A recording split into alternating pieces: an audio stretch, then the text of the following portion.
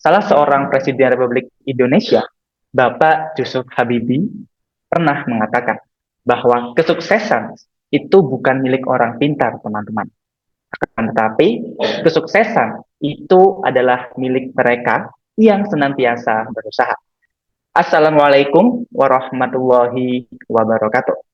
Halo, Bapak, Ibu, serta teman-teman semuanya yang sedang menonton video ini dimanapun kalian berada. Oke, baik. Jadi pada kesempatan yang indah ini, kami, mahasiswa dari program studi Manajemen Pendidikan Islam, Fakultas Ilmu Tarbiyah dan Keguruan, UIN Sunan Kalijaga, Yogyakarta, akan mempresentasikan tugas mata kuliah kami, Sosiologi Pendidikan, yang diampu oleh dosen beliau Bapak Ridwan Syahid dari kelompok 1 atau A1. Nah, sebelum kami mulai presentasi, izinkan saya untuk membacakan anggota-anggota dari kelompok A1 terlebih dahulu. Yang pertama ada saya, Muhammad bin Absor. Kemudian yang kedua ada Mas Samsul Ma'arif. Halo Mas Samsul Ma'arif, sudah hadir? Halo, Oke. Kemudian yang ketiga ada Mas Muhammad Dalhar. Halo Mas Dalhar, sudah hadir? halo Mas Ulil, aman. Oke. Kemudian yang keempat ada Saudara Muhammad Faiz Anwar. Sudah hadir Mas Faiz? Hadir. Oke. Kemudian yang kelima ada Mbak Ais Afwa Fawais. Halo Mbak Ais, hadir? Halo, Oke, hadir.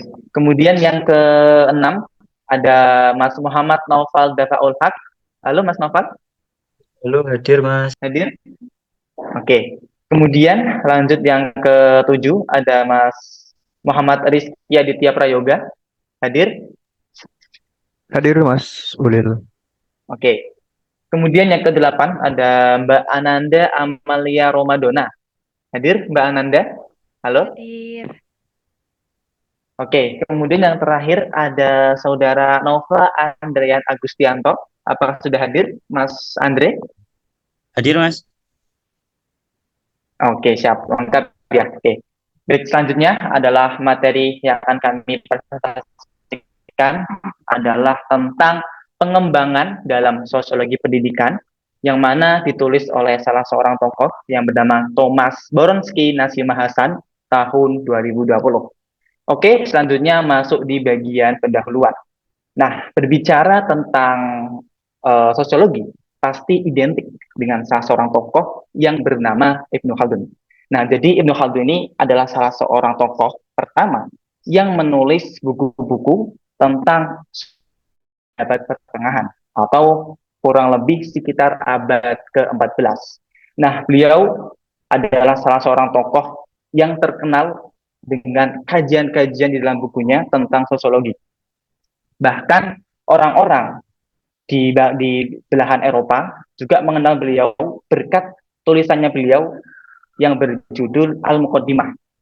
Nah, kemudian dari karya tersebutlah kemudian beliau terkenal oleh seluruh masyarakat, seluruh kelompok, bahkan seluruh dunia berkat salah satu karyanya yang berjudul Al-Muqaddimah. Nah, itulah alasan kenapa kemudian beliau dikenal sebagai salah seorang bapak sosiolog Islam pertama. Nah, kemudian pada abad ke-19 muncul tokoh-tokoh di Eropa seperti Auguste Comte, Toynis, dan Spencer yang mengembangkan ilmu sosiologi. Nah, kemudian di beberapa literatur dijelaskan bahwasanya salah satu faktor utama yang mendorong lahirnya ilmu sosiologi di belahan Eropa adalah karena terjadinya perubahan sosial yang diakibatkan oleh revolusi industri di Perancis dan di Inggris. Nah, hal inilah yang kemudian tokoh-tokoh di Eropa seperti Auguste Comte bergerak kemudian mengkaji tentang ilmu sosiologi pada abad ke-19. Dan kemudian berkat kajian tersebut, Auguste Comte kemudian dikenal sebagai salah seorang tokoh atau dikenal sebagai bapak sosiolog dunia. Nah, kemudian lanjut ke tokoh selanjutnya ada Emile Durkheim. Nah, jadi Emile Durkheim ini di Prancis dikenal sebagai salah seorang tokoh sosiolog modern Nah, kalau tadi dikenal Agus Comte adalah salah seorang tokoh sosiolog dunia atau tokoh atau bapak sosiolog dunia. Nah, kemudian Emil Durkheim ini kemudian beliau menyempurnakan. Nah, makanya beliau kemudian dikenal sebagai bapak sosiolog modern. Nah, jadi beliau ini mampu memberikan penjelasan yang lengkap tentang ilmu sosiologi hingga ia kemudian mendapatkan gelar akademisi pertama sebagai seorang profesor bidang sosiologi. Tentu ini bukan satu hal yang sangat mudah karena beliau ini Emil Durkheim tentu mengkaji beberapa karya selain dari Auguste Comte juga Detonis dan Spencer, dan kemudian beliau sampai di tingkat tertinggi ya kan menjabat atau mendapat gelar sebagai salah seorang tokoh bapak sosiolog modern. Oke, kemudian masuk di sosiologi di Inggris. Nah, ketika tadi di Perancis sosiologi berkembang dengan pesat, tidak demikian dengan di Inggris. Nah, di Inggris ini justru berkembang dengan lambat. Hal ini dikarenakan ada beberapa faktor. Yang pertama adalah orang-orang di Inggris itu tidak percaya dengan adanya teori akademis, melainkan mereka lebih percaya terhadap teori-teori yang lebih faktual dan empiris. Itu yang pertama. Kemudian yang kedua, banyak sekali pemikiran-pemikiran filosofis yang muncul dan itu dianggap sebagai sikap intelektual saja, bukan memberikan wawasan yang relevan. Nah, artinya banyak sekali ya para tokoh-tokoh filosofis yang mereka menuangkan ide-ide dan gagasan-gagasannya, namun menurut orang-orang Inggris itu hanya sekedar intelektual saja, itu hanya sekedar ilmu yang menurut mereka pandang, yang menurut mereka gagas, namun itu bukan dianggap sebagai wawasan yang relevan atau wawasan yang benar-benar itu bisa masuk atau itu bisa diterima oleh masyarakat di Inggris pada waktu itu. Nah, kemudian faktor yang ketiga, penghargaan terhadap intelektual yang tidak sebanding dengan di Perancis. Nah, jadi jika di Perancis itu orang-orang tokoh, orang-orang pemikir filosofis, itu mereka dihargai, orang mereka sangat dihormati. Nah, tidak sebanding dengan di Inggris, justru mereka orang-orang yang punya kapasitas intelektual, mereka yang terkenal dengan karya-karyanya justru dapat penghargaan pun benar-benar tidak sebanding dengan di negara Perancis. Oke, nah kemudian akhir abad ke-19 muncul sebuah gerakan reformasi sosial di Inggris yang didirikan oleh George Bernard Shaw, Beatrice dan Sidney Webb bernama Fabian Society untuk menciptakan masyarakat sosialis demokratis. Nah, dari gerakan inilah yang kemudian timbul gerakan yang disebut sebagai sosiologi pendidikan di Inggris, dan ini menjadi cikal bakal perkembangan ilmu sosiologi di Inggris. Oke, selanjutnya adalah materi atau topik tentang koneksi Amerika yang akan disampaikan oleh saudara Mas Samsul. Kepadanya kami silahkan.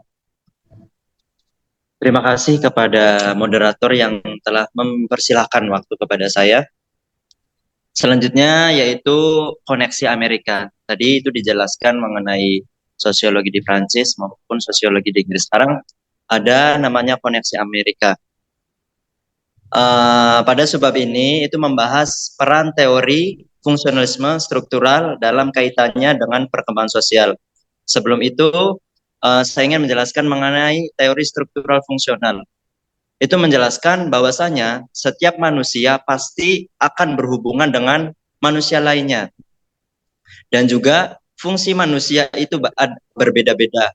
Fungsi A sebagai petani, fungsi B sebagai guru. Itu setiap manusia memiliki fungsinya masing-masing. Jika fungsi berjalan dengan baik, maka lingkungan sosial akan berjalan dengan harmonis. Tetapi sebaliknya, jika fungsi itu tidak balance atau tidak secara terstruktur, maka akan terjadi ketidakharmonisan. Bukan hanya fungsi dari setiap manusia yang perlu diperhatikan, tetapi struktur sosial dalam lingkungan masyarakat juga perlu diperhatikan. Struktur sosial yang baik dan benar akan menciptakan lingkungan masyarakat yang harmonis dan teratur. Apabila struktur sosial dalam suatu lingkungan masyarakat berantakan, maka anggota masyarakat tersebut akan saling menyalahkan satu sama lain. Karena apa? Karena fungsi dan tujuan masyarakat itu tidak sesuai gitu. Jadi di antara satu dari mereka itu akan saling menyalahkan golongan masing-masing. Dengan penekanan pada kontribusi fungsionalis, Amerika itu menghilangkan konflik sosial dan menganggap perubahan sosial kekerasan sebagai sesuatu yang tidak normal. Karena apa? Karena di mana setiap bagian pada sistem pendidikan dan keluarga hanya dapat dipahami melalui hubungan dengan lembaga lain. Di Amerika sendiri untuk secara kekerasan itu dihilangkan karena merupakan hal yang tidak normal. Begitu. Terus slide selanjutnya yaitu ada persyarat fungsional. Asumsi lebih lanjut adalah bahwa semua masyarakat memiliki kebutuhan fungsional atau persyaratan yang berhubungan dengan kondisi umum. Syarat-syarat tersebut dari masyarakat umum atau sosial itu ada 4. Yang pertama ada adaptation, yang kedua ada goal attainment, yang ketiga ada integration, dan yang terakhir ada latent parent maintenance. Syarat yang pertama, adaptation. Masyarakat mulai untuk adaptasi dengan lingkungan sekitar. Transformasi sosial atau perubahan menyeluruh dalam masyarakat yang terjadi karena kontak dengan kebudayaan lain maupun perubahan sosial. Jadi masyarakat terus beradaptasi dengan lingkungannya. Kedua, itu ada goal attainment. Syarat kedua dari fungsional dalam sebuah sistem sosial adalah goal attainment. Persyarat yang disebut oleh persons ini adalah suatu tindakan sosial yang selalu diarahkan pada suatu tujuan khususnya. Jadi goal attainment, tujuan dari suatu sistem tersebut itu apa? Jadi ketika goalnya sudah dapat, maka tujuan dari masyarakat itu akan terbentuk. Yang ketiga ada integration. Di sini pola masyarakat sudah ditemukan. Dan di sini juga ditemukan jikalau ada masyarakat yang memiliki sikap intoleran, maka masyarakat tersebut harus diusir atau dihapus dari tatanan masyarakat itu. Yang terakhir ada latent parent maintenance. Syarat keempat, ini manusia sudah mulai berhenti untuk berinteraksi atau karena bosan dengan manusia lain. Karena hal-hal tadi, ketika ada manusia yang intoleran, mereka itu sudah malas untuk bersosialisasi dengan mereka. Peran pendidikan secara fungsional di masyarakat ialah dengan memulai melakukan pelatihan kepada para pemuda untuk persiapan mereka dalam mengambil peran di dunia kerja. Yaitu dimulai dari tadi ada adaptation, ada goal attainment, ada integration, dan yang terakhir ada latent parent maintenance. Itu peran pemuda itu dipersiapkan untuk menghadapi hal-hal tadi. Selanjutnya yaitu diferensi struktural. Struktur sosial masyarakat tradisional yang dahulu mengharuskan setiap orang dinilai berdasarkan atas dasar atau warisan, yang umumnya ditandai dengan anak-anak umurnya diharuskan untuk menggantikan atau melanjutkan pekerjaan serupa dengan orang tuanya. Jadi diferensi struktural pandangan ini bahwasanya orang tua, contoh orang tuanya menjadi petani, kemudian selanjutnya itu akan menjadi petani. Untuk diferensi struktural ini dihapuskan. Karena apa? Ada perubahan masyarakat dari masyarakat klasik atau masyarakat desa ke masyarakat modern. Contohnya di keluarga, perubahan di keluarga, contohnya ya di keluarga ya. Di keluarga itu banyak nilai-nilai, zaman dahulu itu banyak nilai-nilai yang diterapkan di keluarga. Contohnya fungsi agama, fungsi pendidikan, fungsi itu banyak diterapkan di keluarga. Tetapi di perubahan zaman ini, untuk penerapan nilai-nilai tersebut di keluarga itu mulai berkurang. Karena apa? Karena terdapat lembaga-lembaga sosial yang sudah mengambil alih hak itu. Contohnya struktur sosial masyarakat tradisional yang dulu mengharuskan setiap orang dinilai berdasarkan atau warisan tadi yang umumnya ditandai dengan anak umumnya. Dalam masyarakat modern, lembaga keagamaan itu menjalankan 3 fungsi penting. Nah, tadi itu di keluarga adakan menerapkan untuk agama, itu dari lembaga agama juga mengambil hal itu, 3 hal penting. Yang pertama, ada perintah-perintah tersebut membentuk dasar moralitas dan sistem hukum. Misalnya, 10 perintah menjadi dasar sistem hukum di Inggris. Yang kedua, Mereka membantu masyarakat menghadapi perubahan sosial seperti kematian seseorang melalui penyediaan ritual yang membantu mereka menghadapi transisi. Yang terakhir, mereka membantu orang menghadapi kontradiksi sosial seperti orang malas menjadi orang yang termotivasi untuk belajar. Begitu.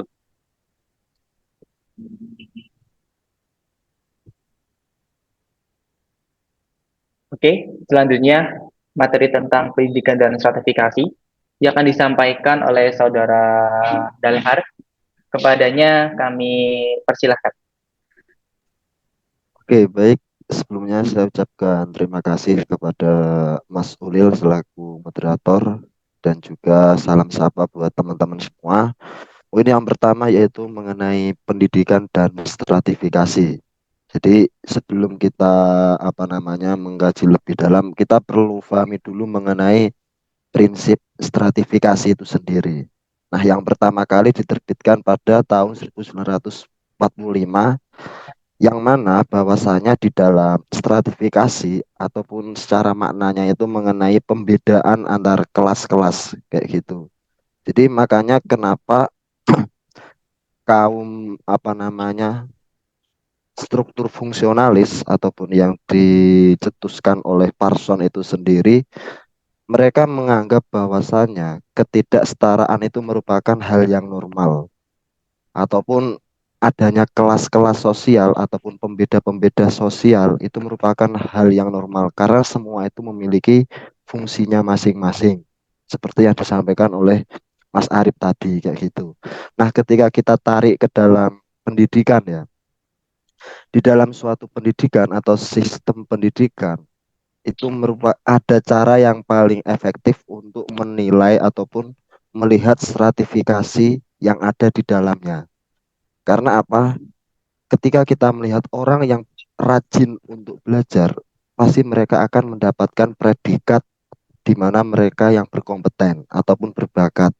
Berbeda ketika kita melihat orang yang malas, kita melihat bahwa itu mereka tidak memiliki bakat kayak gitu. Nah, di situ kan nanti akan adanya kelas-kelas ataupun kalau kita melihat secara luas kelas sosial kayak gitu. Nah, kelas sosial di sini menurut kaum fungsionalis ya, yaitu sudah menjadi hal yang wajar kayak gitu. Karena itu berdasarkan usaha yang memang dilakukan. Makanya kenapa di dalam pendidikan banyak sekali kayak orang-orang yang berkompeten, tapi itu nanti akan dikritik langsung kayak gitu. Kalau kita melihat kaum Markian itu sangat menolak dengan adanya stratifikasi karena nanti akan adanya kelas-kelas sosial. Cuman kalau untuk kaum fungsional struktural ini sangat menghendaki kayak gitu karena semua itu memiliki fungsi dan juga tujuannya masing-masing. Selanjutnya, Mas. Nah, kemudian kritik fungsionalisme struktural ya. Jadi perihal sebenarnya kan perihal teori sosiologi itu banyak sekali. Yang mana kalau kita melihat fungsionalisme struktural ini ya lahir dari tadi yang pertama mengenai Auguste Comte, terus Emil Durkheim yang memang itu paling terkenal bahkan sampai di abad ke-20 sampai lahirlah toko Parson itu yang mungkin sangat masyhur sekali mengenai teori fungsionalisme struktural kayak gitu. Dan salah satunya lahirnya struktural fungsionalis di zaman itu kan karena memang apa namanya ya dampak dari Perang Dunia Kedua di mana kondisi masyarakat Amerika ini apa namanya ya sangat maju akan tetapi mengenai kondisi sosialnya itu masih sangat minim kayak gitu. Makanya kenapa lahirlah sebuah teori fungsionalis struktural itu tadi. Nah, cuman ketika kita melihat dari pengkritik ataupun orang yang kurang sependapat mengenai kaum fungsionalis struktural, ini menentang adanya gambaran masyarakat yang disajikan dalam buku-buku pelajaran di Amerika kayak gitu. Kalau melihat dari asumsi-asumsi yang disampaikan oleh Parson itu sendiri, itu memang lebih banyak ke arah organisme manusia. Karena memang Parson sendiri yang memiliki latar belakang dulunya apa namanya biologi kayak gitu, biologi dan ekonomi. Makanya kenapa banyak sekali asumsi-asumsi yang diberikan itu mengenai tentang organisme manusia itu sendiri kayak gitu. Nah, mereka tidak sependapat dengan adanya teori ini karena cenderung teoritis dan membuat klaim yang tidak dapat didukung oleh bukti-bukti. Nah, maksudnya apa? Di dalam teori ini itu kurang begitu melihat bagaimana kondisi secara empiris ataupun kondisi nyatanya itu seperti apa. Ini lebih ke arah apa namanya secara teori ataupun apa namanya teoritisnya mengenai kondisi sosial itu seperti apa. Dan ketika adanya perpecahan itu bagaimana solusinya. Nah, di teori ini itu lebih ke teoritisnya. Jadi bukanlah apa namanya melihat bagaimana kondisi yang sebenarnya, data-datanya itu bagaimana dan lain sebagainya. Makanya para kaum yang tidak setuju dengan fungsionalis yang menganggap bahwa fungsionalis struktural ini memang terlalu teoritis dan mengeklaim tidak adanya bukti-bukti kayak gitu. Selanjutnya, Mas.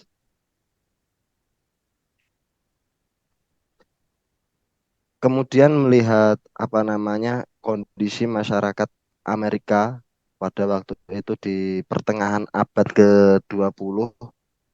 Sebenarnya kan ini pasca ini ya apa namanya Perang Dunia Kedua, kalau kita melihat secara kondisi ekonomi, kondisi ketahanan pangan dan lain sebagainya, memang masyarakat Amerika dimenangkan kayak gitu. Cuman dilihat dari kondisi internalnya sendiri, nah itu banyak sekali yang menganggap ataupun mengasumsikan dari kita bahwasanya orang di Amerika yang memiliki kulit putih itu orang yang memiliki apa namanya ekonomi menengah ke atas. Begitupun sebaliknya orang yang memiliki kulit hitam diasumsikan memiliki ekonomi ke bawah. Padahal kenyataannya di sana berjuang. Tidak adanya pembeda mau itu kulit putih, kulit hitam.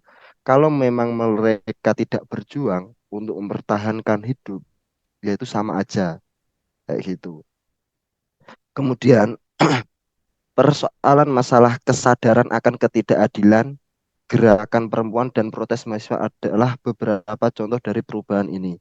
Jadi dengan adanya problem-problem di internalnya Amerika yang apa namanya kalau orang luar melihat bahwa Amerika sudah maju dan lain sebagainya, masalah kondisi sosial ekonomi, terus keamanan, politik dan lain sebagainya.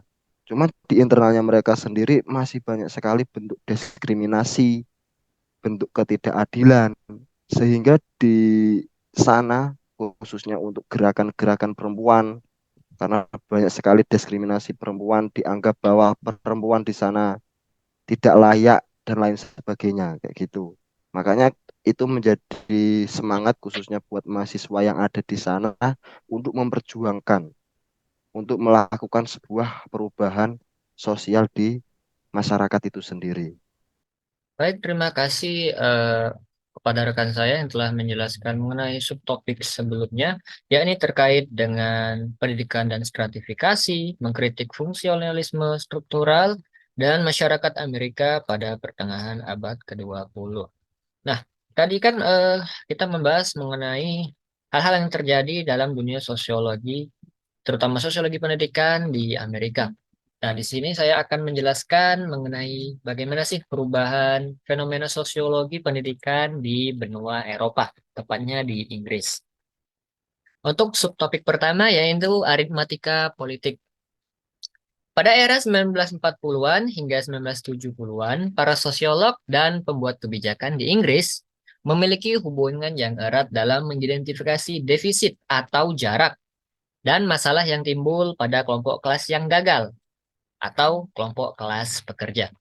Nah, dulu di Inggris itu pada Perang Dunia Satu maupun Perang Dunia Kedua banyak memiliki budak-budak berkulit hitam dari Afrika yang dijadikan budak dan pekerja di Inggris. Kebanyakan dari mereka ada yang dipulangkan setelah selesainya Perang Dunia dan ada juga yang masih menetap di Inggris. Nah, mereka ini disebut sebagai kelompok kelas yang gagal atau kelompok kelas pekerja itu sendiri, di mana pada saat itu Inggris masih memiliki strata dalam kelompok sosial yang di mana kulit putih berada pada kelompok atas, sedangkan orang-orang berkulit hitam ada di golongan kelas bawah. Terkait dengan fenomena yang terjadi ini, Bernstein dikutip dari Bernstein pada tahun 1961 mengklaim bahwa terdapat kekurangan dalam kode bahasa pada kelas pekerja sehingga mempengaruhi kemampuan anak-anak untuk terlibat dalam kurikulum. Di mana pada saat itu pendidikan di Inggris masih didapatkan oleh kaum-kaum atas yang memang secara kedudukan mereka dianggap lebih baik, di mana kaum-kaum di mana pada tingkatan kaum ini sendiri didominasi oleh mayoritas kaum kulit putih. Dan fenomena yang terjadi pada kisaran tahun 1940-an hingga 1970-an ini adalah adanya kesenjangan antara kelas pekerja dan kelas menengah terhadap tingkat pencapaian pendidikan. Di mana pendidikan pada saat itu belum merata karena para kaum yang berada pada kelas pekerja itu tidak semuanya dapat memperoleh pendidikan, sehingga mereka mengalami keterbelakangan dalam hal pengetahuan, intelektual, dan juga mental mereka.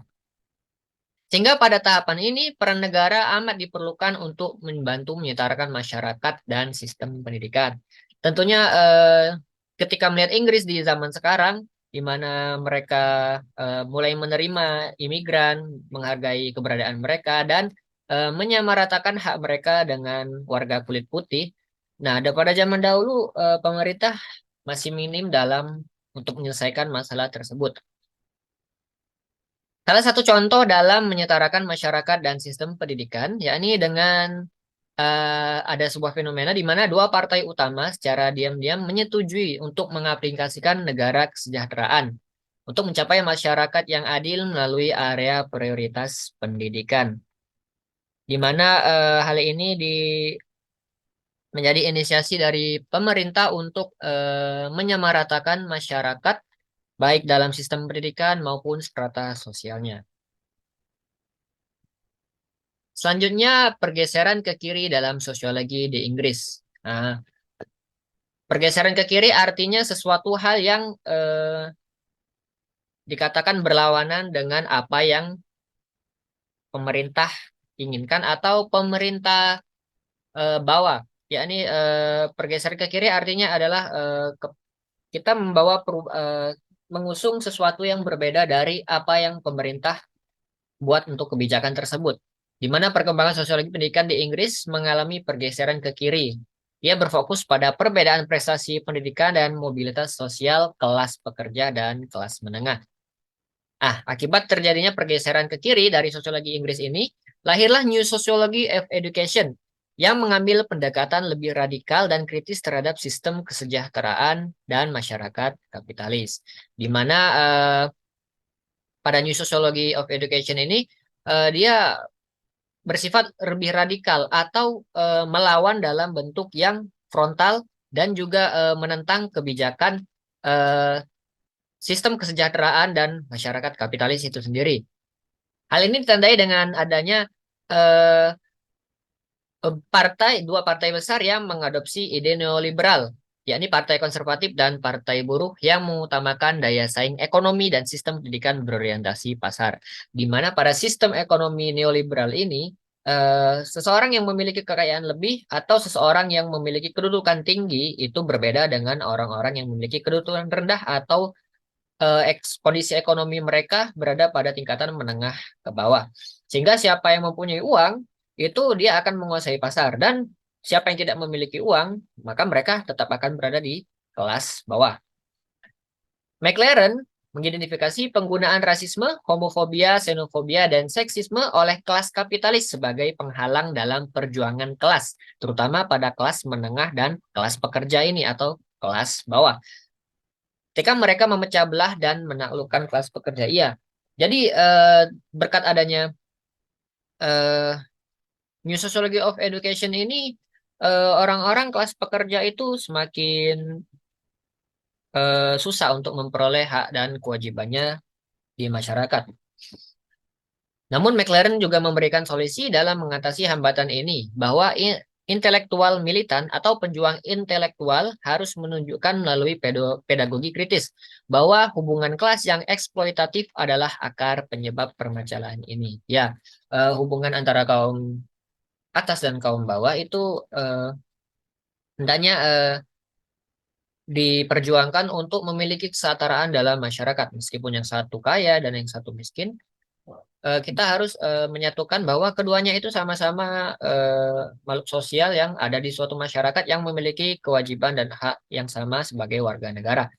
Sehingga pendekatan ini berupaya untuk mengatasi martabat dan kesejahteraan individu dalam masyarakat. Selanjutnya, sosiologi pendidikan baru atau New Sociology of Education. Nah, New Sociology of Education ini mendominasi sosiologi pendidikan di Inggris pada tahun 1970-an hingga 1980-an.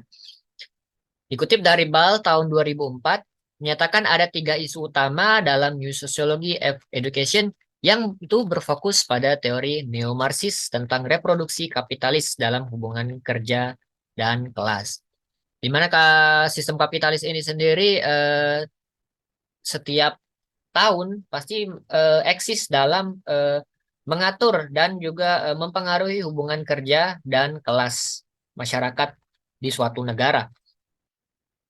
Selanjutnya, isu kedua adalah melakukan kritik terhadap kurikulum, pengetahuan yang diberikan, dan hal-hal yang merugikan kelas pekerja. Nah, di sini isu utama yang diangkat adalah terkait dengan hal-hal yang mengkritik kurikulum yang sekiranya memang sulit untuk diberikan atau diaplikasikan kepada murid-murid kelas pekerja. Selanjutnya ya ini mengidentifikasi faktor-faktor apa saja yang merugikan dan menghambat murid-murid kelas pekerja dalam memperoleh ilmu dan hak belajar mereka. Isu ketiga adalah penggunaan penelitian etnografi untuk mengeksplorasi proses-proses yang menyebabkan kegagalan pendidikan pada murid kelas pekerja. Nah, dalam hal meningkatkan kesejahteraan dan penyamarataan dalam sistem sosial serta pendidikan, dilakukan berbagai penelitian yang berfokus untuk melihat proses-proses apa saja yang dapat menyebabkan kegagalan pendidikan pada murid kelas pekerja. Nantinya dari penelitian ini akan diidentifikasi lebih lanjut dan hasilnya akan memberikan langkah yang solutif dalam mengatasi permasalahan yang terjadi pada murid kelas pekerja dalam dunia pendidikan. Asumsi utama di balik New Sociology of Education adalah para murid kelas pekerja cenderung mendapatkan pekerjaan kelas pekerja juga yang diakibatkan oleh sistem pendidikan di bawah kapitalis. Nah, New Sociology of Education ini di mana murid kelas pekerja cenderung akan mendapatkan pekerjaan kelas pekerja juga karena mereka terbentur oleh status sosial mereka yang berada pada kelas pekerja, sehingga mau sepintar apapun murid kelas pekerja tersebut dalam belajar, dalam menyelesaikan pendidikan, maka ia akan mendapatkan pekerjaan untuk kelas pekerja juga dan tidak ada jenjang karir untuk mencapai kehidupan dan pekerjaannya yang lebih baik. Akibatnya terjadi pesimisme prospek dalam membawa perubahan dan kesetaraan dalam masyarakat melalui pendidikan karena hal itu tadi. Sehingga ya anak-anak kelas pekerja seperti ditaktikkan untuk berada di bawah dengan sedikit harapan untuk meningkatkan diri dan menjadi lebih baik. Baik, itu saja dari saya.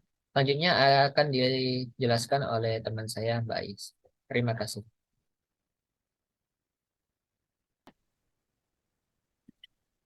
Oke, terima kasih atas waktunya. Di sini saya akan mempresentasikan tentang pengetahuan siapa. Jadi, pembahasan ini tentang bagaimana konstruksi sosial pengetahuan dan hierarki pengetahuan dapat mempengaruhi pendidikan, penilaian, dan reproduksi ketidaksetaraan dalam masyarakat. Teori-teori yang dijelaskan oleh Young, Bourdieu, dan Passeron memberikan pandangan yang mendalam tentang dinamika ini dalam konteks pendidikan kelas pekerja. Jadi dalam materi ini tuh ada 2 pandangan. Yang pertama dari Young yang menggunakan pendekatan analisis interpretivis dan yang kedua dari Bourdieu dan Passeron. Yang pertama sebelum masuk ke poin-poin interpretivis Young, saya akan menjelaskan tentang apa sih analisis interpretivis itu. Jadi analisis interpretivis itu ilmu sosial yang menekankan pada pemahaman makna dan interpretasi. Jadi analisis interpretivis ini diusulkan oleh Young terhadap pengetahuan dan kurikulum. Jadi untuk pengetahuan dan kurikulum, Young ini mengusulkan untuk menggunakan analisis interpretivis. Seperti itu. Nah, poin yang kedua, konstruksi sosial pengetahuan. Jadi, Young ini mempercayai bahwa semua pengetahuan itu termasuk ilmiah dan pendidikan itu dikonstruksikan secara sosial. Jadi, pendidikan dan sesuatu yang ilmiah itu adalah hal yang wajar, yaitu konstruksi secara sosial. Gitu menurut Young. Nah, terus yang ketiga itu hierarki pengetahuan. Young ini percaya bahwa beberapa bentuk pengetahuan lebih dihargai daripada yang lain, dan peran sosiologi pendidikan adalah untuk menjelaskan bagaimana hierarki ini muncul. Seperti itu. Nah, untuk teori Bourdieu dan Passeron, itu ada kekuasaan dalam masyarakat yang pertama. Nah, mereka berdua itu berpendapat dalam setiap masyarakat itu terdapat kelompok yang memiliki kekuasaan untuk memaksakan definisi realitas mereka kepada kelompok lain. Jadi, contohnya itu kayak pemerintahan yang otoriter. Kalau misalkan pemerintahan yang otoriter itu kan kayak pemerintah mengeluarkan sebuah perintah dan orang yang diperintah itu harus mengikuti perintahnya. Itu kan berarti memaksakan kepada kelompok lain. Itu contohnya. Nah, yang kedua itu kekerasan simbolik. Mereka menyebut tindakan ini itu sebagai kekerasan simbolik yang terjadi ketika budaya kelompok dominan mendominasi budaya kelompok lain. Nah, contoh dari poin ini itu seperti penggunaan bahasa. Misalkan kayak kita keluar negeri. Nah, itu kan bahasa tuh. Nah, itu kita harus paham apa ya? Mau nggak mau kita tuh harus paham bahasa lain gitu. Bahasa negara tersebut. Nah, yang ketiga itu reproduksi ketidaksetaraan. Bourdieu dan Passeron ini berpendapat bahwa inilah cara masyarakat memproduksi ketidaksetaraan antar kelas sosial. Contohnya itu kasta. Masih banyak di dunia ini yang membudayakan sistem kasta. Contohnya di Indonesia, khususnya di Bali. Nah, terus yang poin terakhir itu relativitas pengetahuan. Mereka berdua itu menekankan bahwa pengetahuan kelas dominan tidak secara aktual lebih baik atau lebih unggul. Hanya saja pengetahuan tersebut telah didefinisikan seperti itu oleh mereka yang memiliki kekuasaan. Jadi, dalam materi ini itu membahas sejumlah konsep terkait pendidikan, hierarki pengetahuan, serta dampaknya pada penilaian dan reproduksi ketidaksetaraan sosial dalam masyarakat. Oke, slide selanjutnya.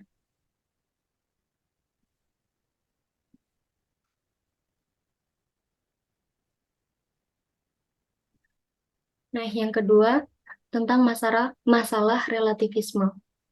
Jadi di sini membahas tentang posisi relativis dalam konteks penilaian nilai pengetahuan. Jadi yang pertama itu poin relativis. Nah, ada pandangan teks materi ini itu membahas tentang pandangan yang dianut oleh NSOI, yaitu Non-Standard Ontologies of Epistemology, yang disebut sebagai posisi relativis. Jadi posisi ini tuh menyatakan bahwa tidak ada cara yang dapat digunakan untuk menilai manfaat dari klaim kebenaran karena semua pengetahuan dianggap memiliki nilai yang sama. Jadi seperti namanya relativis, yaitu mereka itu lebih mengandalkan tergantung gitu. Jadi kayak misalkan mereka ditanyain contohnya yang paling mudah visual. Misalkan kayak visual dia gimana ya gitu kan. Kan mereka itu berpendapat kayak tergantung orangnya dong gimana kayak gitu. Tergantung orangnya. Jadi kayak setiap orang tuh menurut mereka punya standar visual masing-masing sendiri yang mereka bilang good looking, seperti itu. Nah, terus yang kedua itu tentang kesetaraan pengetahuan. Menurut pandangan relativis ini, semua bentuk pengetahuan dianggap setara dalam hal nilai. Tidak ada hierarki yang membedakan pengetahuan satu dengan pengetahuan yang lain. Nah, nyambung ke kekuatan mendefinisikan pengetahuan.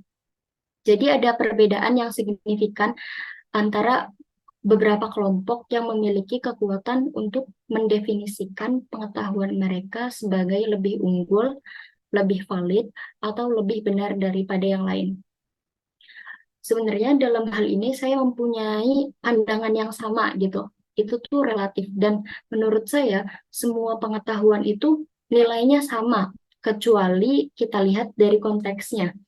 Misalkan kayak konteksnya itu kita mau bikin rumah nih. Nah, terus kan ada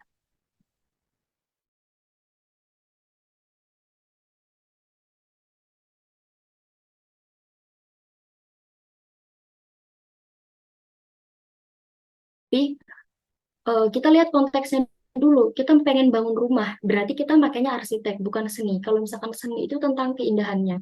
Seperti itu. Yang keempat, itu kontras dengan pendekatan epistemologi. Jadi, di materi ini juga ada bahwa ada pendekatan epistemologi yang berbeda, yang dianggap penting oleh banyak filsuf. Pendekatan ini melibatkan penggunaan kriteria spesifik untuk menilai validitas dan manfaat dari sebuah klaim kebenaran. Jadi pendekatan epistemologi sendiri itu adalah cara berpikir dan pendekatan teoritis sebagai pengetahuan. Contohnya kayak empiris yang mengandalkan pengalaman, terus rasionalis yang mengandalkan pemikiran, postmodern, dan sebagainya. Rujukan filosofisnya, jadi banyak filsuf, contohnya seperti Kellner, Hare, terus Muller, telah menyatakan pentingnya pendekatan epistemologi ini dalam memahami pengetahuan dan kriteria yang digunakan untuk menilainya.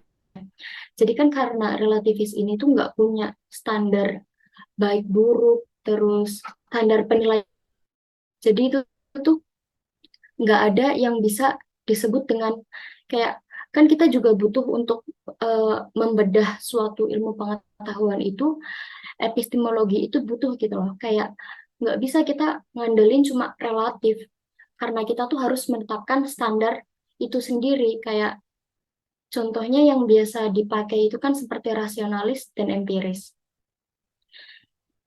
Jadi kesimpulannya, perspektif relativis dalam penilaian nilai pengetahuan sambil menyoroti pentingnya pendekatan epistemologi yang menilai validitas dan manfaat klaim kebenaran. Slide selanjutnya. Nah, kemudian tentang pertumbuhan penelitian kelas feminis.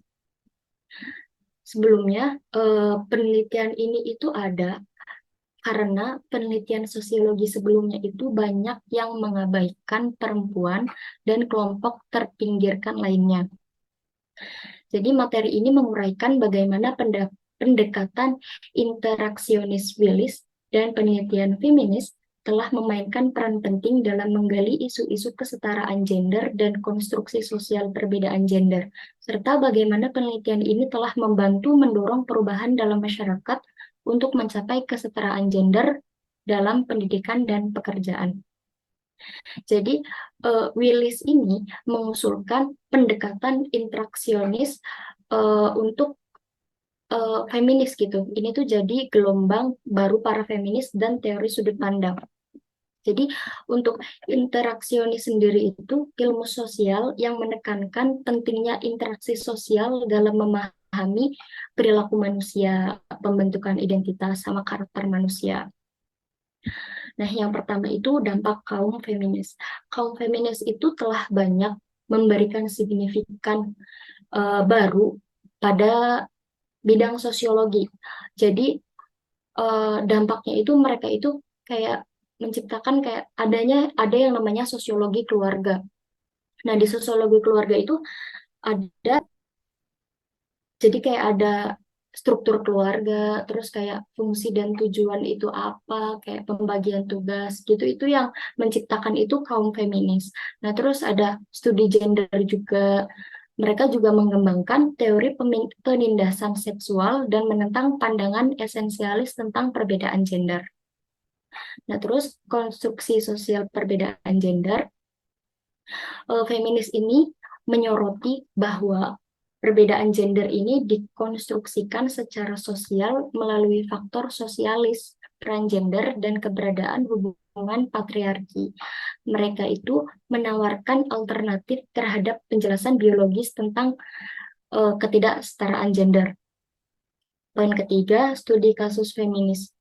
Jadi ada beberapa penelitian kasus yang dilakukan oleh para feminis seperti pengamatan kelas oleh Dallas Spender dan antar pandangan oleh Stanward memberikan wawasan tentang tidak proporsionalan perhatian terhadap anak laki-laki di kelas dan pandangan stereotip tentang pekerjaan perempuan muda.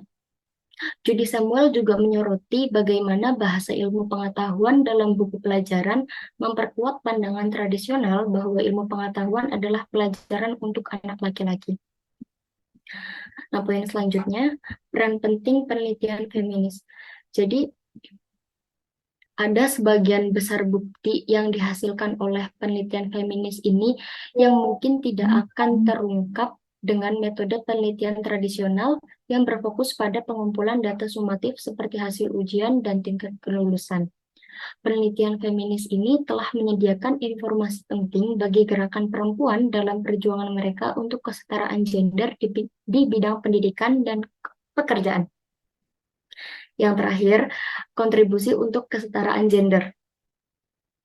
Hasil penelitian feminis itu bersama dengan kampanye aktivitis telah membantu mempromosikan kesetaraan gender melalui legislasi anti-diskriminasi dan kesempatan yang lebih merata dalam pendidikan dan pekerjaan. Jadi, kaum feminis ini yang awalnya mereka itu terpinggirkan, dengan adanya penelitian ini dan mereka menghasilkan sesuatu untuk bidang sosiologi, jadi mulai berkurangnya diskriminasi-diskriminasi pada kaum feminis dan kelompok yang terpinggirkan. Seperti itu.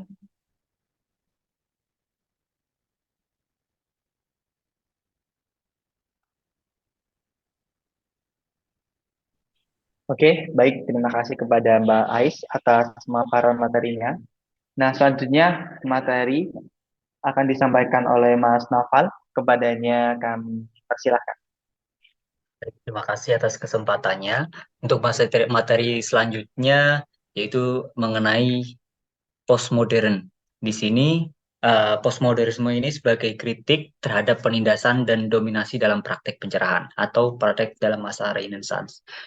Nah, pada masa pencerahan atau Renaissance itu para filsuf dan ilmuwan mengembangkan teori-teori besar yang memberikan penjelasan komprehensif tentang dunia berdasarkan nalar dan asumsi logis. Misalnya, Durkheim melihat sosiologi sebagai sarana untuk menciptakan ilmu pengetahuan yang positif tentang masyarakat, akan membantu pemerintah untuk membuat keputusan yang efektif, dan juga untuk memungkinkan masyarakat Eropa, terutama yang baru saja mengalami industrialisasi, itu untuk berfungsi sebagai secara lebih rasional dan efektif, sehingga dapat menghilangkan prospek konflik sosial.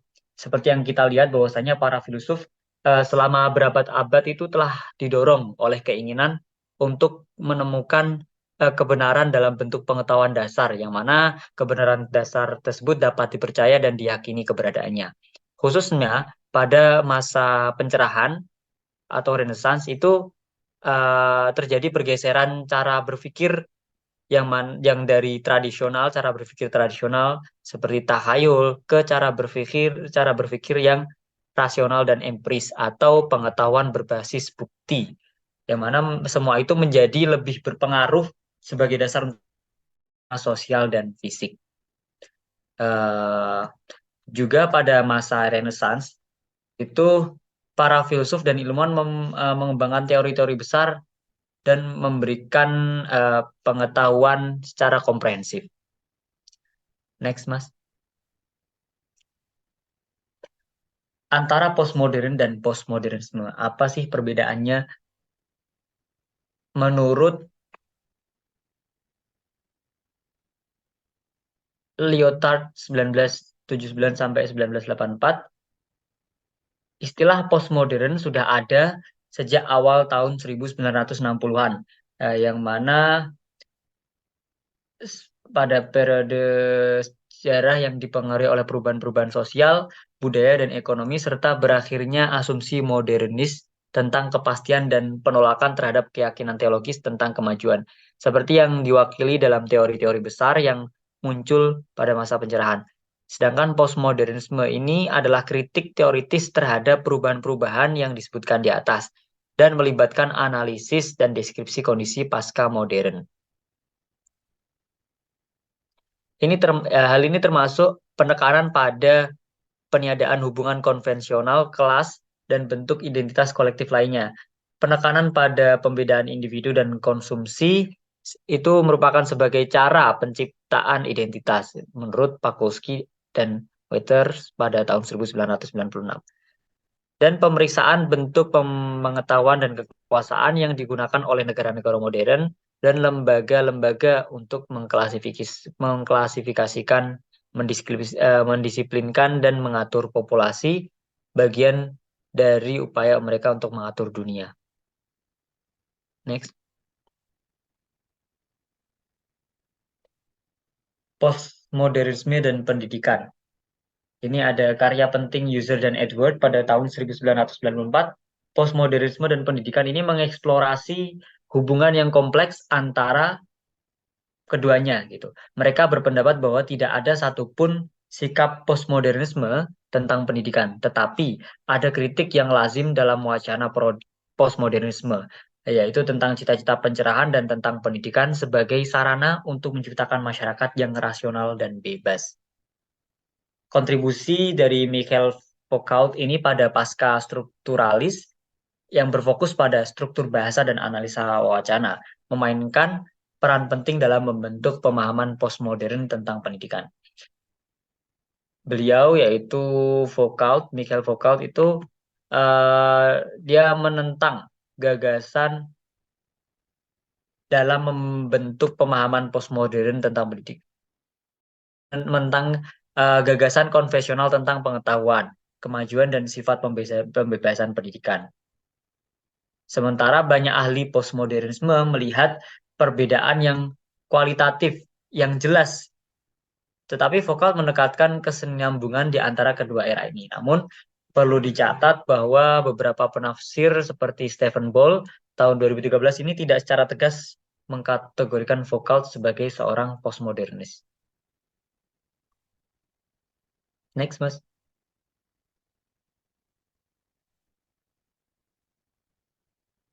Pengaruh pengetahuan profesional pada kontrol sosial. Nah, ini masih dalam perspektifnya Foucault. Ia tidak berangkat dari epistemologi tradisional dan sebagai gantinya memperkenalkan konsep epistem. Yang dalam pendekatan postmodernnya, epistem ini mengacu pada pernyataan yang selaras dengan aturan wacana yang diterima terkait dengan masalah-masalah spesifik dan solusinya. Epistem ini dibangun oleh para ahli atau polisi diskursif, yang mana mendefinisikan batas-batas pemikiran yang sah. Wacana ini membentuk hubungan kekuasaan yang digunakan oleh pemerintah untuk mengontrol kelompok-kelompok yang mereka anggap bermasalah. Foucault di sini juga berpendapat bahwa institusi negara termasuk rumah sakit jiwa, penjara, dan sekolah itu telah berevolusi menjadi mekanisme kontrol yang dipicu oleh pengetahuan yang dimiliki oleh para ahli seperti psikolog, guru, dan akademisi. Pengetahuan yang dihasilkan oleh para profesional ini mengkategorikan individu dalam kaitannya dengan orang normal yang diidealkan.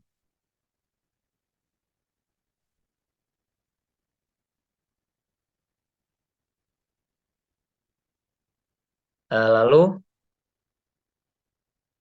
karya Foucault ini juga melibatkan silsilah yang menggali sejarah pengetahuan dan praktik, yang mana bertujuan juga untuk menjelaskan mengapa kelompok-kelompok tertentu itu menjadi bermasalah sementara yang lain tidak. Dalam negara modern, para profesional ini juga memainkan peran penting dalam menciptakan pengetahuan untuk mengidentifikasi, mengendalikan, dan membungkam kelompok-kelompok lain. Wacana pengetahuan dan kekuasaan dalam hubungan ini membentuk apa yang dianggap sebagai kebenaran, dan siapapun yang menentang kerangka pengetahuan yang sudah mapan akan didiskreditkan. Nah, dan sepanjang sejarah, berbagai kelompok, termasuk kelompok rasial, mereka ini memiliki keterbatasan dan juga individu yang dianggap gila, menyimpang secara seksual atau secara pendidikan, tidak normal, telah menjadi sasaran kontrol, pemisahan atau yang lebih buruk. Sebagai contoh, individu dengan keterbatasan fisik dipandang sebagai beban dan ancaman karena karakteristik mereka yang tidak diinginkan, seperti itu. Konsep seperti ini juga menggarisbawahi bagaimana pengetahuan para ahli ini mempengaruhi dan persepsi dan tindakan masyarakat, membentuk problematisasi kelompok-kelompok tertentu dalam menanggapi keadaan nyata. Seperti itu.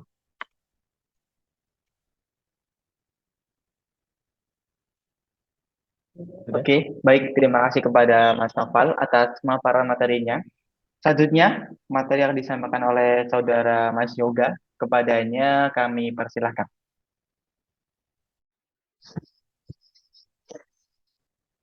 Ses. Baik, terima kasih kepada Mas Ulil yang sudah mempersilahkan saya, yang sudah memberikan waktu kepada saya untuk bisa mempresentasikan materi selanjutnya. Di sini saya akan menjelaskan tentang masalah relativisme yang sebelumnya juga sudah dibahas oleh Mbak Ais ya, namun itu lebih kepada relativisme penilaian pengetahuan. Di sini relativisme yang dimaksud adalah kepada apa yang sudah disampaikan oleh Mas Noval sebelumnya tentang postmodernis. Nah, karya Foucault yang mencerminkan skeptisisme postmodernis dikritik keras oleh Murray dan Muller karena samar-samar mengandung isu tentang relativisme. Jadi dalam karyanya, karya Foucault itu cerminkan bahwa skeptisisme postmodernis tentang peran institusi seperti pendidikan sebagai sarana untuk menciptakan kondisi toleransi yang tercerahkan dan bebas. Itu jelas juga bahwa Colt kurang tertarik untuk mengembangkan pemahaman epistemologis tentang pengetahuan dan lebih tertarik pada bagaimana pengetahuan dan kekuasaan digabungkan untuk menciptakan kebenaran dan realitas.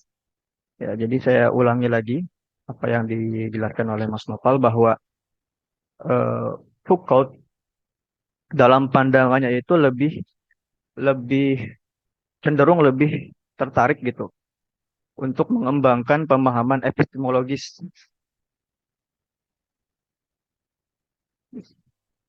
Mohon maaf, cenderung kurang tertarik untuk mengembangkan pemahaman epistemologis dan ia atau beliau itu lebih tertarik kepada bagaimana pengetahuan dan kekuasaan itu digabungkan sehingga menciptakan kebenaran dan realitas.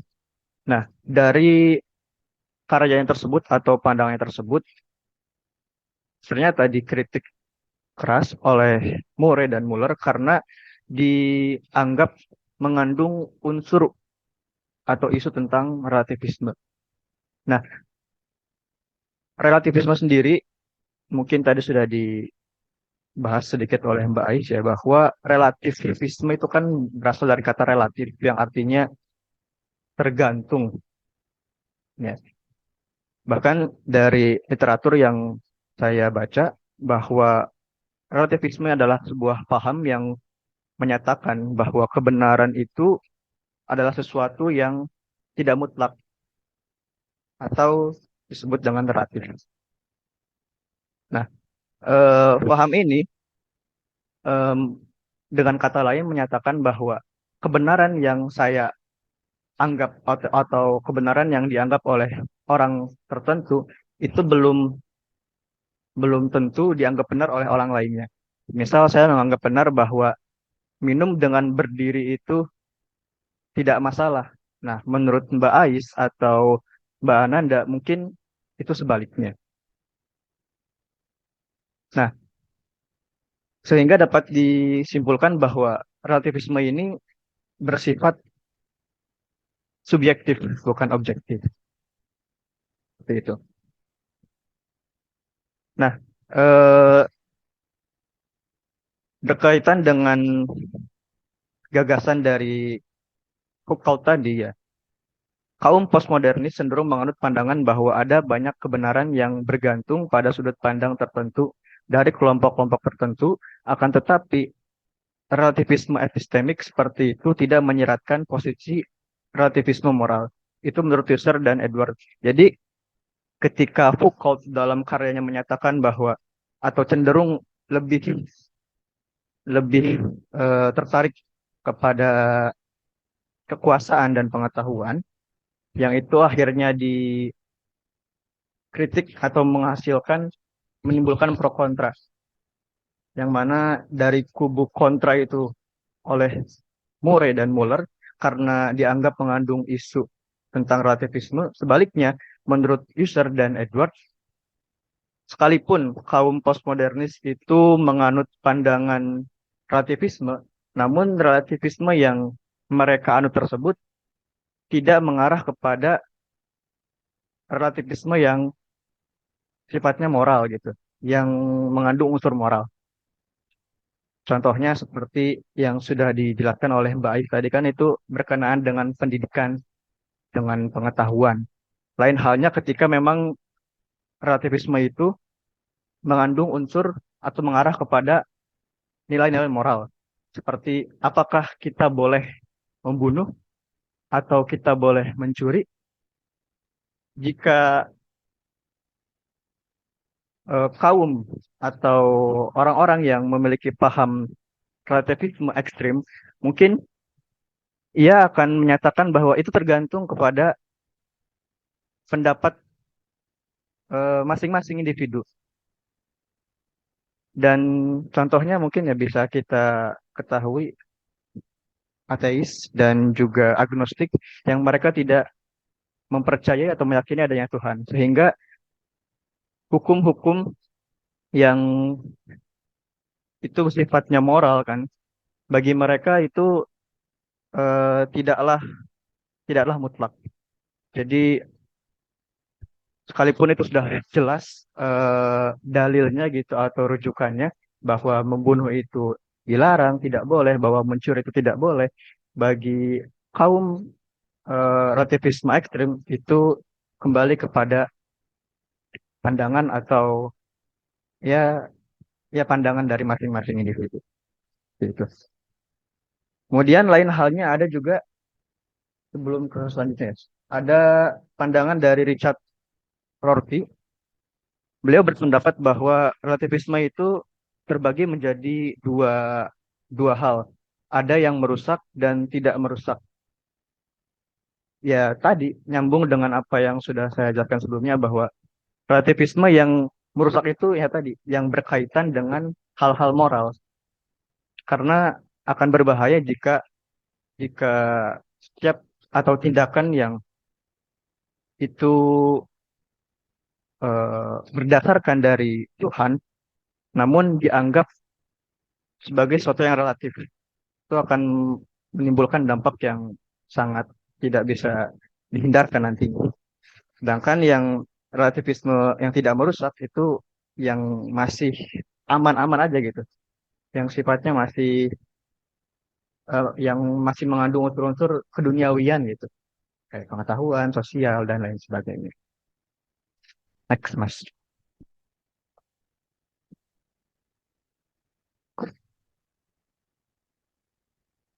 Nah, selanjutnya ada pedagogi kritis atau pengetahuan kritis. Pedagogi kritis merupakan teori pendidikan yang menggabungkan elemen-elemen teori Marxis dan interaksionisme dalam rangka mengeksplorasi dan mengkritisi pendidikan masyarakat kapitalis kontemporer. Dengan fokus utamanya ialah pengembangan sudut pandang kritis terhadap pengetahuan dan menciptakan alternatif terkait sistem pendidikan sekolah serta praktiknya di kelas.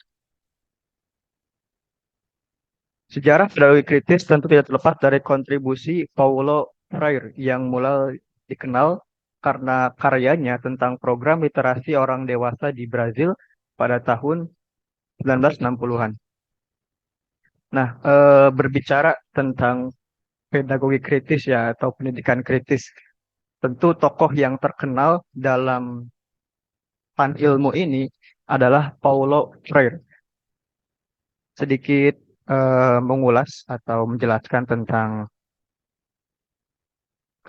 biografi beliau, bahwa eh, Paulo Freire ini kan dikenal sebagai tokoh pendidikan kritis.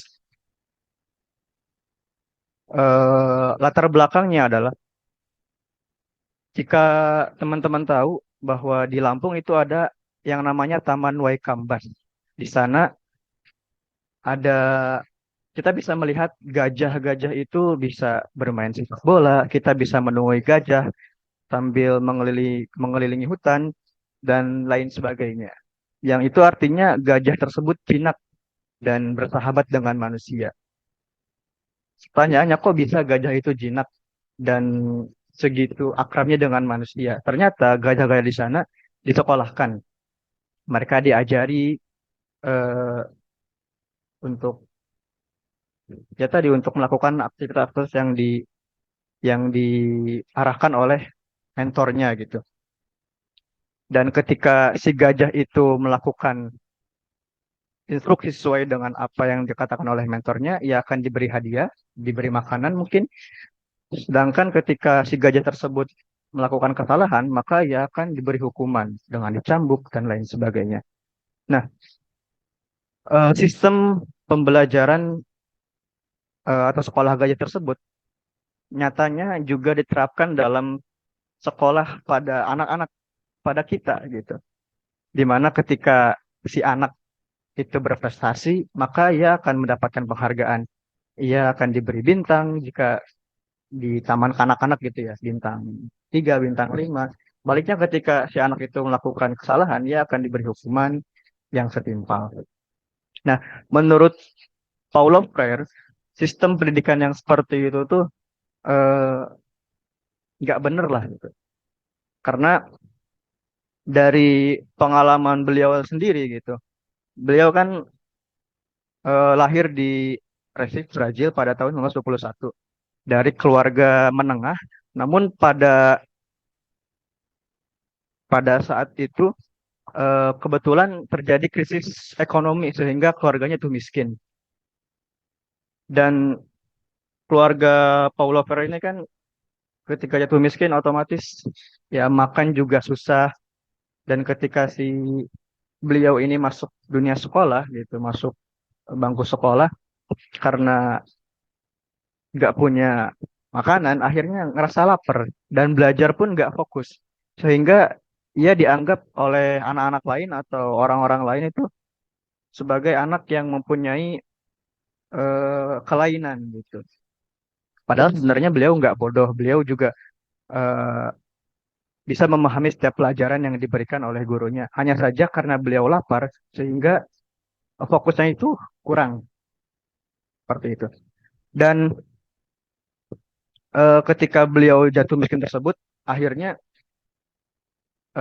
beliau ketika menginjak di usia 11 tahun, kebetulan saat itu kondisi sudah mulai membaik dan saudara-saudara beliau ini sudah mulai kembali memberikan apa ya, sudah bisa memberikan eh, membantu keluarga gitu, membantu kehidupan keluarga. Beliau bertekad bahwa suatu saat nanti saya akan memberikan kenyamanan kepada anak-anak agar mereka tidak merasakan apa yang saya rasakan saat ini.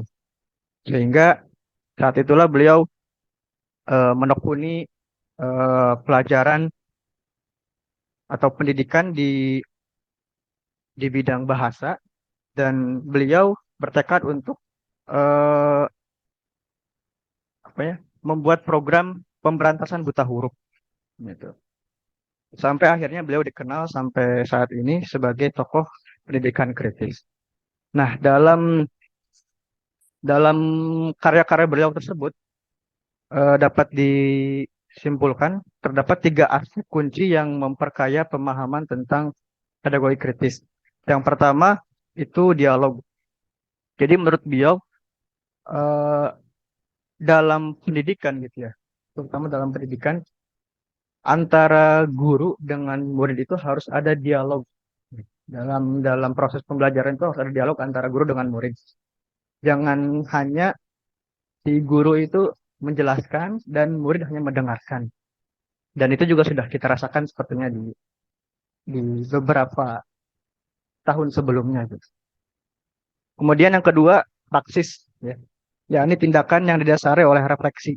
Dialog bukan hanya tentang pemahaman yang lebih dalam, tetapi juga tentang mengubah dunia. Dialog adalah kegiatan kerjasama yang melibatkan rasa hormat. Proses ini meningkatkan komunitas dan membantu membangun modal sosial. Hal ini akan menuntun kita untuk bertindak dengan cara-cara yang mengarah pada masyarakat yang lebih adil dan memanusiakan manusia. Dan yang terakhir, aspek yang terakhir adalah conscientization. Gagasan pedagogi kaum tertindas adalah tentang mengembangkan kesadaran yang akan memungkinkan kaum miskin dan tertindas untuk mengubah dunia. Next, Mas.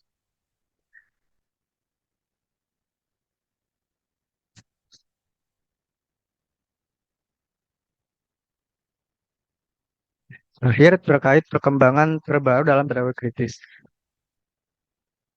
Dalam pandangan Peter McLaren, seorang tokoh juga, pendidikan revolusioner adalah gagasan yang diusung dengan semangat tinggi. Revolusioner dalam konteks McLaren merujuk pada pendekatan Marxis humanis yang menyoroti ketidakadilan kelas dalam masyarakat kapitalis dengan tujuan mengatasi penindasan terhadap pekerja.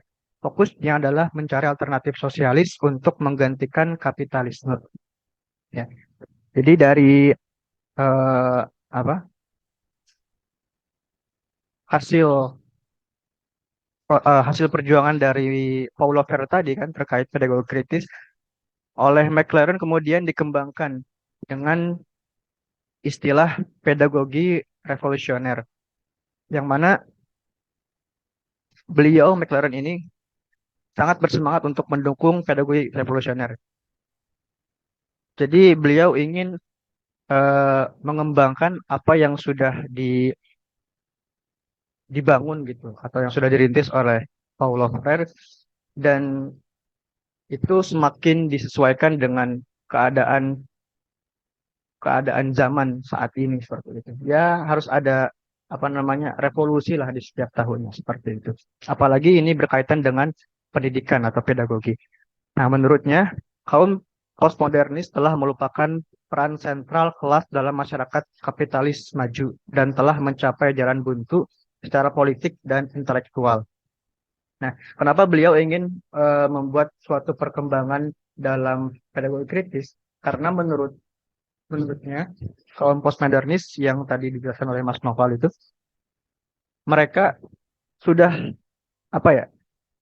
Sudah terlalu eh, melupakan gitu, melupakan peran dari politik dan intelektual. Jadi fokus mereka tadi kan lebih ke sosial gitu ya. Nah, menurut McLaren ini politik dan intelektual harus apa namanya? Harus dinaikkan gitu, harus diangkat agar bisa menyeimbangkan dari teorinya Oliver tadi. Mungkin itu yang bisa saya sampaikan. Selanjutnya akan disambung oleh Mbak Ananda. Terima kasih. Oke, baik. Terima kasih kepada Mas Yoga atas pemaparan materinya. Selanjutnya, materi akan disampaikan oleh Mbak Ananda. Kepada beliau, kami persilahkan. Baik, terima kasih atas kesempatannya. Nah, di sini saya akan melanjutkan mengenai McLaren dan pedagogi kritis. Nah, sebelumnya kan sudah dijelaskan oleh Mas Yoga bahwa McLaren ini ingin mengubah sistem kapitalisme, sehingga McLaren ini berpendapat bahwa para pendidik itu harus memiliki pandangan radikal dan aktif terlibat dalam perjuangan melawan sistem kapitalisme yang dianggapnya merugikan kelompok tertindas. Nah, di sini tuh para pendidik itu tidak hanya mengajar, tetapi harus ikut serta aktif dalam mencari alternatif untuk sistem ini. Nah, kenapa McLaren tuh berpandangan bahwa seorang pendidik itu yang harus berpandangan radikal. Jadi, McLaren ini meyakini bahwa sistem pendidikan itu memainkan peran penting dalam menciptakan tenaga kerja. Nah, tenaga kerja ini yang nantinya diperlukan oleh sistem kapitalisme.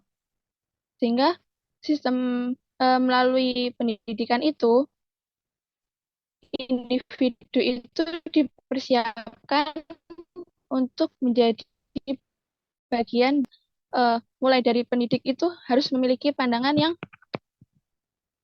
radikal. Kemudian pengaruh Gramsci. Jadi pendapat McLaren tadi itu dipengaruhi oleh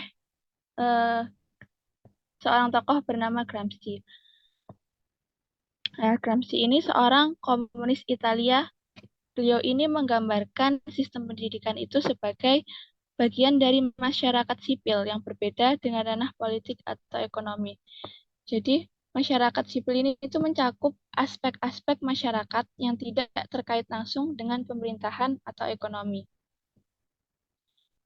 Nah, sistem pendidikan itu bekerja melalui kontrol ideologis dan manipulasi melalui hegemoni. Jadi, sistem pendidikan itu menurut pandangannya Gramsci itu bekerja melalui kontrol ideologis. Nah, ideologi itu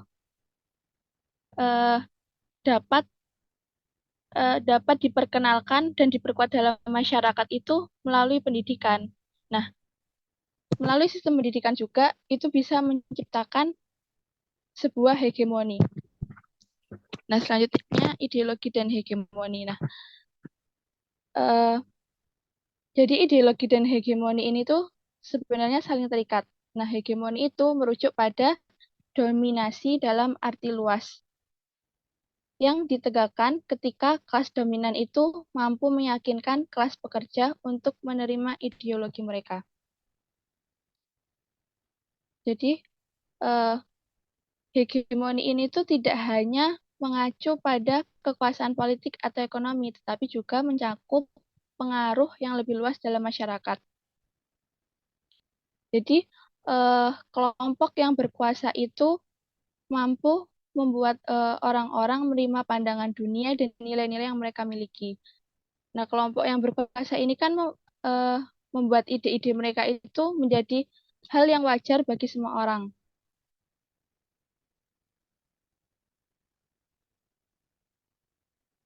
Nah, bentar, belum. Slide sebelumnya.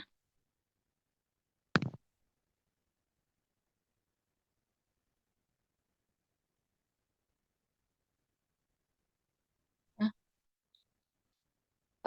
dalam hal ini tuh biasanya melibatkan gagasan bahwa ada suatu tatanan alamiah di mana segala sesuatu itu tidak dapat diubah. Nah, salah satu cara untuk mencapai hegemoni itu adalah menggunakan konsep tatanan alamiah ini. Nah, konsep ini digunakan untuk meyakinkan orang bahwa apa yang ada di masyarakat itu adalah sesuatu yang alami dan tidak dapat diubah. Nah, ini tuh membatasi perubahan sosial dan membuat orang percaya bahwa perubahan itu tidak mungkin atau tidak diinginkan. Jadi, semisal kalau kelompok berkuasa ini, kelompok yang dominan ini memiliki kekuasaan ekonomi, nah, mereka itu bakalan coba membuat semua orang itu percaya bahwa sistem ekonomi yang ada tuh satu-satunya cara yang benar itu ya caranya mereka gitu. Nah, dari situ tuh Gramsci itu menunjukkan bahwa eh, sistem pendidikan itu tuh bukan salah satu cara untuk mengubah pandangan masyarakat. Jadi eh, selain itu tuh ada ideologi.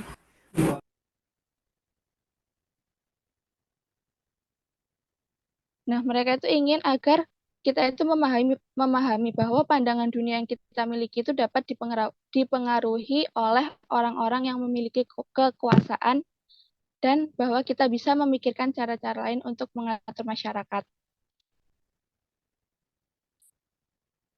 Next.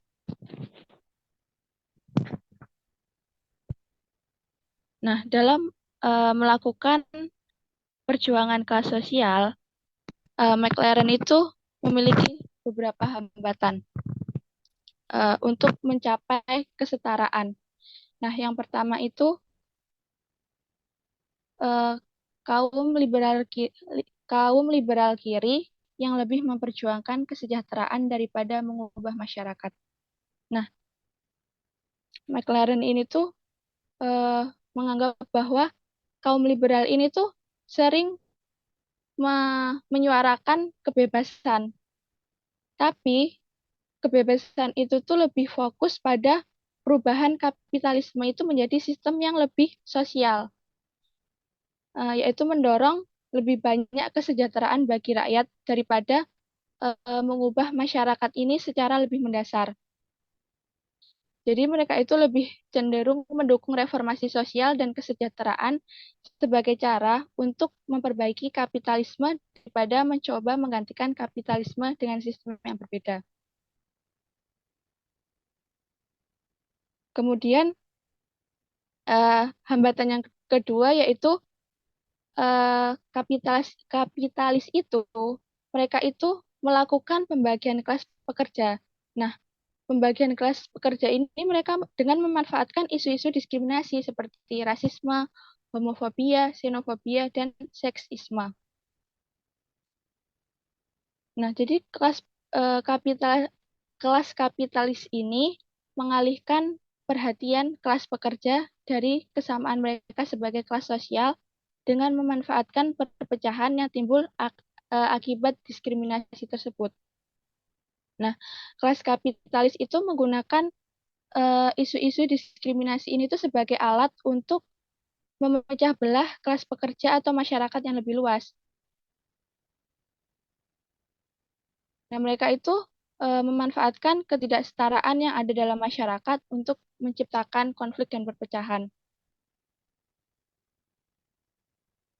Nah, hal ini tentunya tuh menghalangi solidaritas mereka sehingga kesetaraan itu sulit dicapai.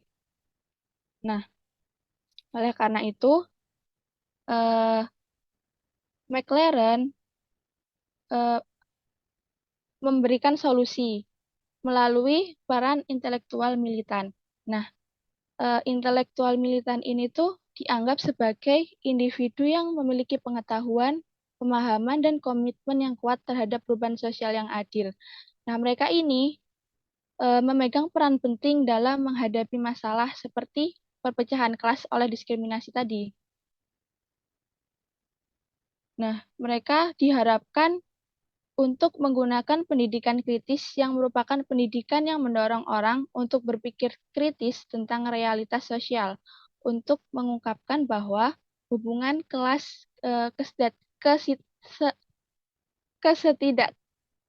ketidaksetaraan adalah akar dari perpecahan sosial ini. Nah, dengan cara ini mereka itu dapat membantu memahamkan masyarakat tentang asal-usul ketidaksetaraan dan menunjukkan pentingnya kesatuan kelas untuk mencapai perubahan yang lebih adil. Kemudian, McLaren itu juga menggabungkan pemikiran Marx dengan ajaran Yesus Kristus. Nah, pemikiran Marx ini tuh merupakan pemikiran radikal yang menyoroti ketidaksetaraan sosial dan perjuangan kelas. Dan ajaran spiritual Yesus Kristus itu menekankan nilai-nilai keadilan dan kepedulian sosial. Nah, dia itu dapat menciptakan pendekatan yang lebih holistik. Sehingga kedua elemen ini tuh dapat saling berkaitan karena tujuannya itu untuk menghadapi sebuah kekuatan neoliberalisme, yang mana neoliberalisme itu merupakan pandangan sosial dan ekonomi yang menekankan pentingnya pasar bebas, individualisme, dan pembangunan diri sendiri tanpa perhatian yang cukup pada keadilan sosial. Nah, pandangan neoliberalisme ini tuh sering dianggap mendukung kapitalisme secara kuat, seperti itu. Selanjutnya,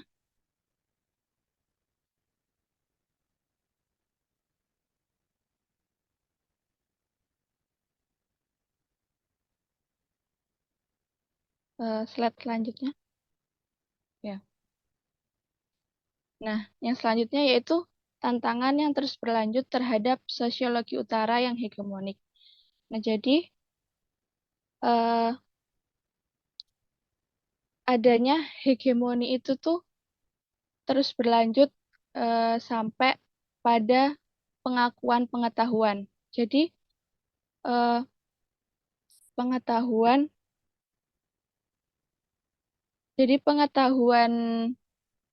pada masa itu tuh yang lebih dianggap itu tuh pengetahuan yang berasal dari wilayah utara, yang dimana wilayah utara itu sudah menjadi pusat metropolitan.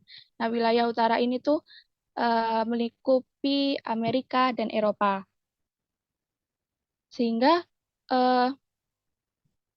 pengetahuan yang berasal dari selatan itu tuh nggak dianggap gitu. Nah, yang pengetahuan dari selatan ini tuh berasal dari Afrika dan Amerika Latin.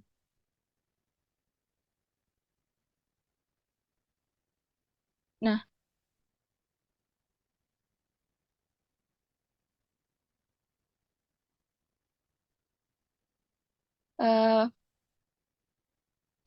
pada masa itu tuh pengetahuan yang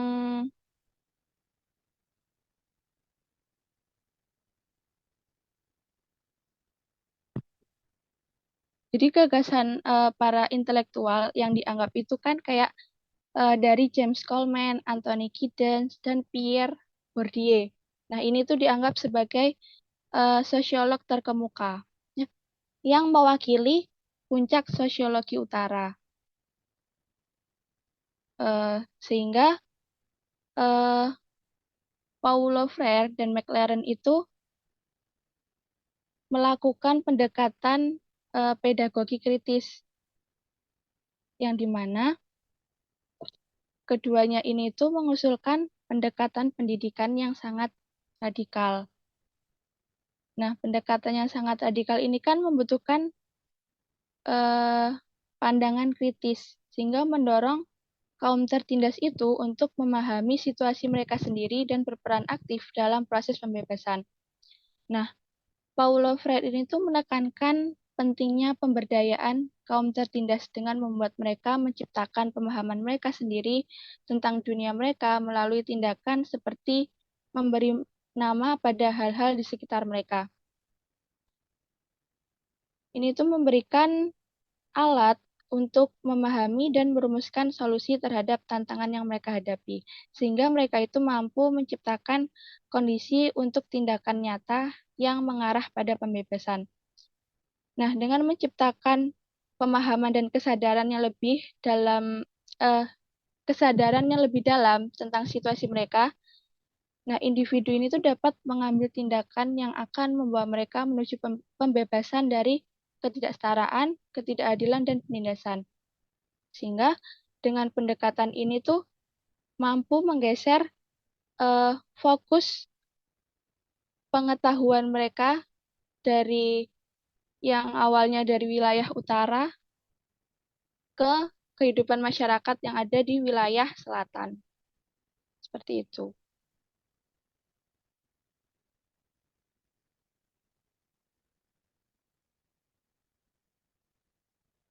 Mungkin itu dari saya. Selanjutnya akan dilanjutkan oleh Mas Nova Andrean. Oke, baik. Terima kasih kepada Mbak Ananda yang sudah memaparkan materinya dengan sangat cukup lengkap ya. Oke, kemudian selanjutnya materi yang terakhir akan disampaikan oleh Mas Nova Andrean. Kepada beliau kami persilahkan.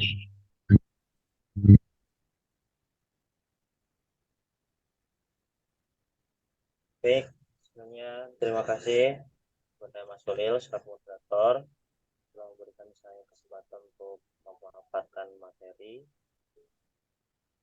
Jadi untuk sebelumnya saya jelaskan terlebih dahulu.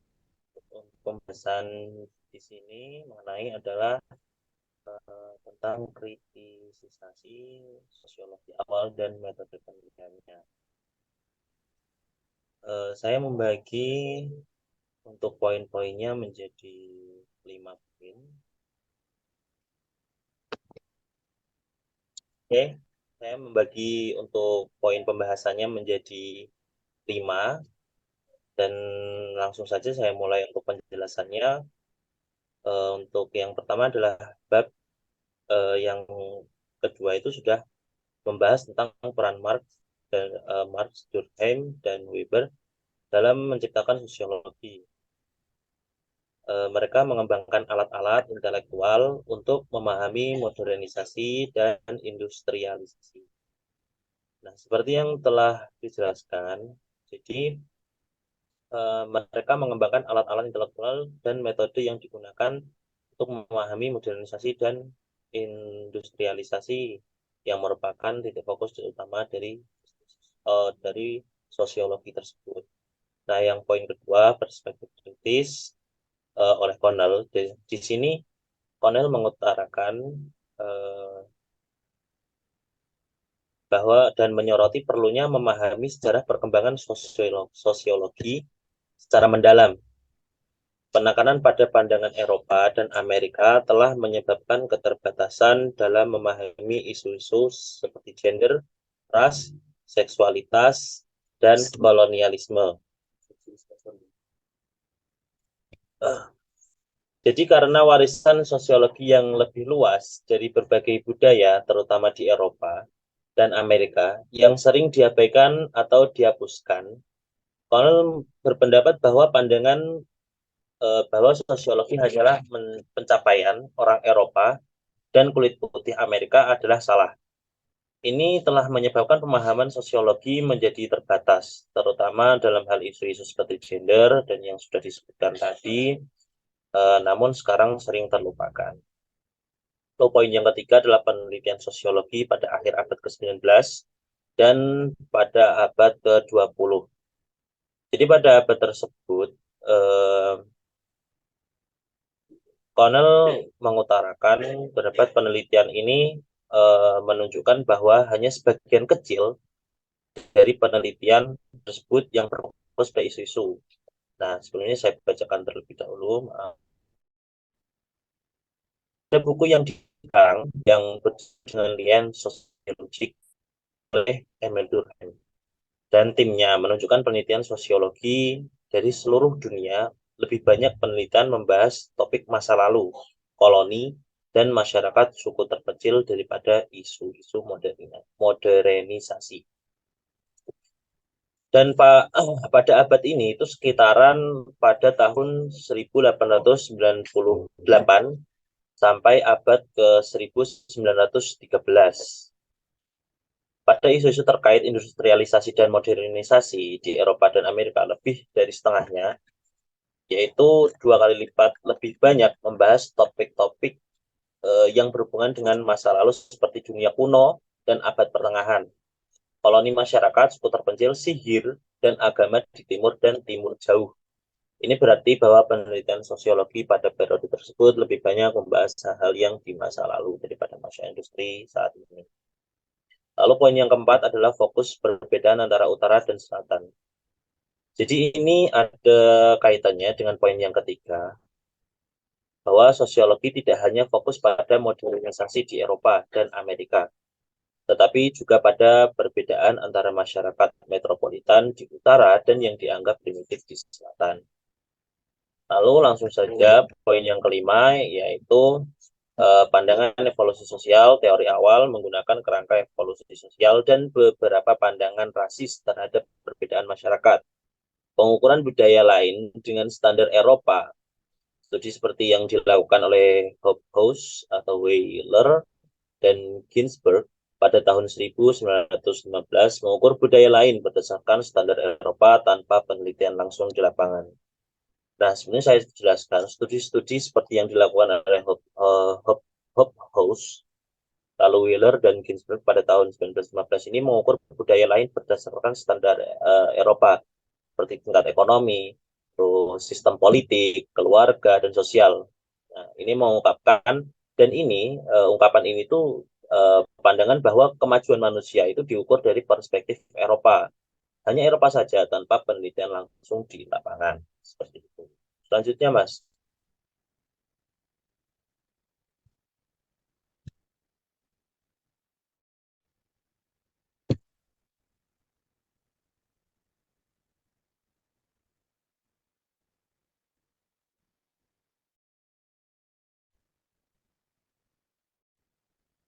Oke. Di sini terdapat studi kasus bahwa Emil Durkheim menulis tentang masyarakat Arente di Australia pada tahun 1912. Dan dalam penulisan tentang penelitian tersebut itu tanpa mengunjungi wilayah. Dia mengasumsikan mereka sebagai primitif. Mereka ini ya masyarakat di Arente ini, dan membangun teori agama berdasarkan mereka, yaitu dari masyarakat Arente ini. Lalu Arnold van Gennep pada tahun 1913 mengkritik Durkheim karena kurangnya pemahaman teknis dalam metode etnografi dan mengatakan bahwa Arente tidak seprimitif yang diklaim oleh Durkheim. Penelitian awal ini mencerminkan pandangan kolonial dan digunakan untuk membenarkan penindasan terhadap masyarakat asli. Jadi Van Gennep ini menyatakan bahwa Durkheim kurang memadai dalam menggunakan bahan etnografi. Kurangnya pengetahuan teknis dalam metode etnografi dari Durkheim ini dan ketidaktransparan dalam sumber-sumber datanya. Van Gennep juga berpendapat bahwa masyarakat Arente tidak seprimitif yang dinyatakan Durkheim, sehingga teorinya tidak dapat dipertahankan. Seperti itu. Lalu, ya, saya bacakan, saya coba simpulkan dari beberapa materi yang sudah dipaparkan tadi, bahwa dampak gagasan dan teori perintis awal sosiologi pada penelitian sosiologi saat ini itu sangat mempengaruhi aliran pemikiran seperti New Weberian, lalu New Marxist, dan Neo-Durkheimian. Durkheim dikenal dengan penelitian positif dan data kuantitatifnya, sedangkan Weber dengan pendekatan kualitatif. Saat ini sosiolog sering menggabungkan pendekatan ini, penggabungan gagasan seperti Marxisme dan Weberian itu dikemukakan oleh Jürgen Habermas. Lalu Paul Wills menggunakan pendekatan Marxis dalam penelitiannya tentang ketidaksetaraan kelas di sekolah, seperti yang tadi dijelaskan oleh Mas Yoga. Lalu meskipun awalnya ditantang dan diidentikan dengan otoritarianisme, maaf, dalam dunia akademik sosiologi seiring dengan perkembangan gerakan sosial. Lalu terakhir, sangat penting memahami sejarah metode sosiologi dalam konteks imperialisme Barat dan interaksi dengan budaya yang lainnya. Terima kasih. Mungkin hanya itu saja. Saya kembalikan kepada Saudara Ulil Absor.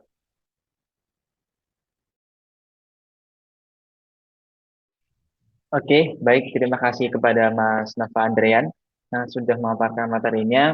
Tentu tadi sudah banyak sekali ya yang disampaikan sama para pemateri.